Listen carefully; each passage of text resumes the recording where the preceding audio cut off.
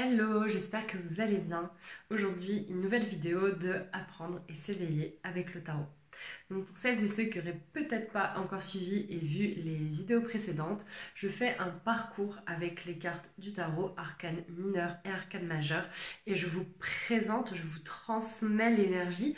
Voilà, c'est comme une transmission, un enseignement lié à la sagesse du tarot, et je fais vraiment carte par carte. Donc ça peut vraiment être soit vous pouvez suivre ces vidéos pour vraiment apprendre, apprendre à connaître le tarot si vous tirez les cartes, ou si vous souhaitez faire un chemin intérieur avec la sagesse du tarot, ou encore vous pouvez le prendre comme une guidance. Peut-être que c'est par hasard que vous tombez sur cette vidéo et qu'aujourd'hui vous aviez besoin d'entendre le message de cette carte. Si ça fait plusieurs fois que cette vidéo revient devant vous, ou que vous y repensez, ou que vous vous sentez attiré par le dessin de la carte, tout simplement, ça peut être un peu tout ça ou tout ça à la fois. Dans tous les cas, il n'y a pas de hasard si tu tombes sur cette vidéo. Donc aujourd'hui, on va se relier, on va parler du 2 d'épée. Donc moi, je vous montre toujours les cartes du Lightseer Tarot, qui est vraiment mon oracle chouchou. Donc le 2 d'épée, il ressemble à ça. Et je vais vous montrer aussi la carte de ce tarot-là. Le tarot des divinités, que j'aime aussi beaucoup. Les graphismes sont vraiment magnifiques. Et donc, qui ressemble à ça. Donc, on a vraiment cette idée-là. Ce qui revient, en tout cas, c'est les yeux bandés. Et en fait, le 2 d'épée, c'est une carte qui peut faire un peu peur. Moi, au tout début que je tirais le tarot, d'ailleurs, je ne l'ai pas tiré très souvent, cette carte-là. Mais honnêtement, le dessin me faisait un peu peur. Je me disais, waouh, mais elle est dans une sale situation.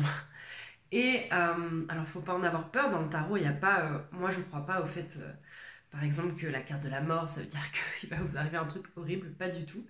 En tout cas, pas dans l'idée que je m'en fais, en tout cas, du tarot. Ça va être plutôt quelque chose de symbolique et de métaphorique. Mais le 2 d'épée, il y a quand même cette idée de choix. Là, il y a vraiment un choix difficile à faire. Il y a une situation dans laquelle on peut se trouver qui fait appel à un choix qui peut peut-être faire un peu mal, qui peut peut-être être un peu douloureux. Donc ça peut être vraiment ça si vous tombez sur cette vidéo en mode guidance, ou alors que vous voulez apprendre à décrypter cette carte dans un tirage. Donc il y a vraiment cette idée d'être dans un dilemme, de devoir affronter ce problème, ce dilemme, de devoir trancher, de devoir choisir. De ne plus fermer les yeux face à cette situation. Là, c'est plus possible. C'est une situation, même si c'est dans l'inconscient, hein, même si consciemment on se dit oh, c'est bon, je vais laisser le truc se régler de lui-même, ou je vais le mettre sous le tapis. Là, c'est plus le moment de faire ça. Clairement, c'est le moment de s'en occuper, en fait, tout simplement. C'est une carte qui a une certaine exigence dans le sens où elle demande vraiment de se sonder soi-même.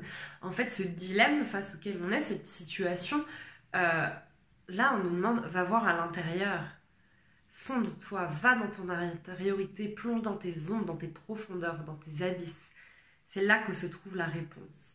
Ça demande vraiment, elle me fait presque penser à la carte de l'ermite, dans le sens où ça demande vraiment de faire ce retour vers l'intérieur pour comprendre et pour aller écouter et pour retrouver en fait le chemin de ce qui est bon pour soi. Ça nous parle donc de faire usage de sa vision, de sa guidance intérieure pour avancer avec le plus de sagesse possible.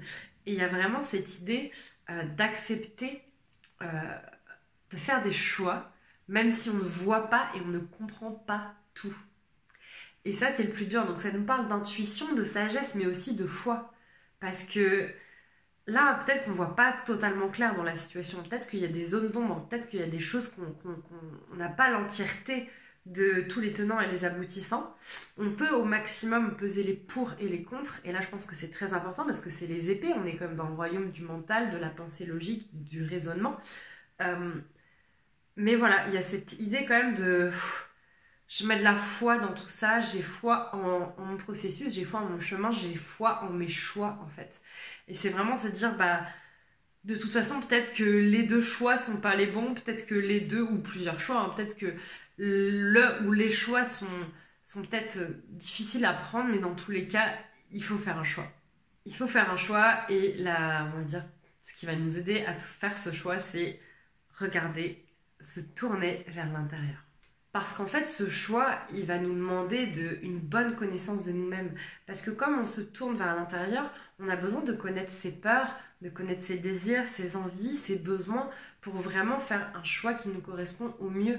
Donc, il y a vraiment cette idée, je trouve qu'on la voit beaucoup là-dedans. Moi, elle me fait presque penser à un peu l'énergie de la carte de la justice.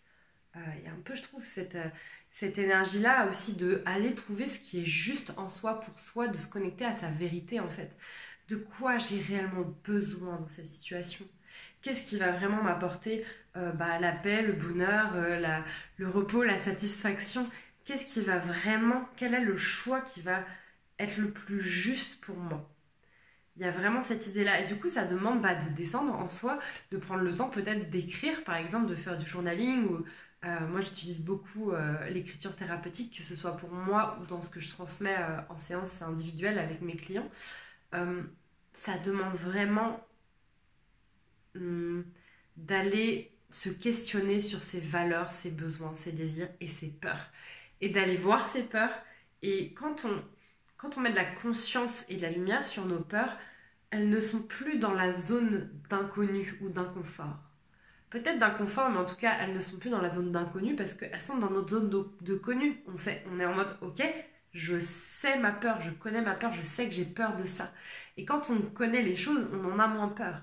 Donc il y a vraiment cette idée d'aller reconnaître ses peurs et ses désirs et ses besoins et juste de les valider, en fait, de dire ok, je te vois, je sais que tu es là, je sais ce qui se passe en moi, je sais ce qui se passe dans mes processus intérieurs.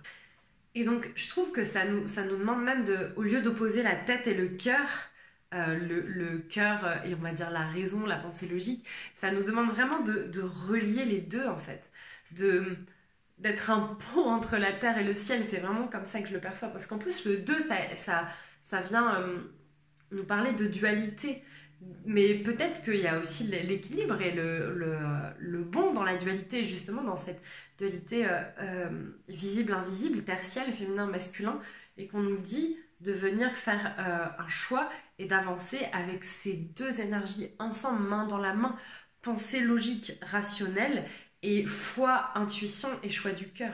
Et de vraiment lier ces deux choses-là ensemble pour faire ce choix, somme toute, qui a l'air quand même assez compliqué. Et donc, comme je disais, ça demande de se retirer dans sa grotte pour... ça demande, comme je disais, de connaître ses peurs, ses désirs, mais aussi de connaître, d'avoir conscience et de faire confiance à ses potentiels et ses ressources. Se dire, je suis capable de traverser ça, de traverser cette épreuve, je suis capable de faire ce choix, j'ai les ressources en moi pour aller vers ça. Parce que des fois, il y a des choix qui font peur. On sait que ce serait un bon choix, mais ce choix-là, il nous fait peur parce qu'on se dit qu'on n'est pas assez, qu'on peut pas faire ça, qu'on n'a pas assez confiance en soi. Mais c'est vraiment, faire des choix du cœur, en fait. C'est faire des choix pas forcément évidents, mais qui vont tellement nous enseigner et qui vont tellement nous apporter. C'est vraiment ça, le 2 d'épée. Je lis un petit peu mes notes pour voir qu'est-ce que j'avais dit aussi. Oui, en fait, la solution est tapie donc, dans l'ombre, sur le voile, dans l'inconscient. Parce qu'il y a vraiment, encore une fois, cette idée de quoi j'ai conscience et en quoi mon inconscient peut m'apporter les réponses et la guidance dont j'ai besoin. Et dans le côté un peu face sombre, on va dire, de cette carte, ça vient dire fais attention à ne pas te voiler la face et à ne pas être aveugle. À ne pas, j'ai presque envie de dire, procrastiner le fait de s'occuper de cette situation. Là, ça requiert toute ton attention. Et c'est très important que tu t'en occupes et que tu poses ta conscience dessus, que ça reste plus justement... je fuis et je laisse ce truc dans un coin de mon tête, dans un coin de mon inconscient et ça pourrit et ça crée de l'anxiété, de l'angoisse et tout un tas de choses pas trop désirables dans une vie, quoi. La situation ne va pas se résoudre d'elle-même, donc il y a vraiment cette idée de faire des choix décidés pour se libérer de la confusion, pour se libérer du sentiment d'être perdu aussi. Des fois, on se sent complètement perdu et justement, c'est en retournant à l'intérieur de soi, en se connaissant, en pratiquant en utilisant des outils ou des moments qui permettent de se connaître et de descendre en soi, qui permet de plus se sentir perdu. Et en même temps, c'est ok de se sentir perdu. Des fois, on est dans un chaos fertile et ça crée quelque chose de différent. Et ça vient demander d'avoir la foi, comme je disais tout à l'heure.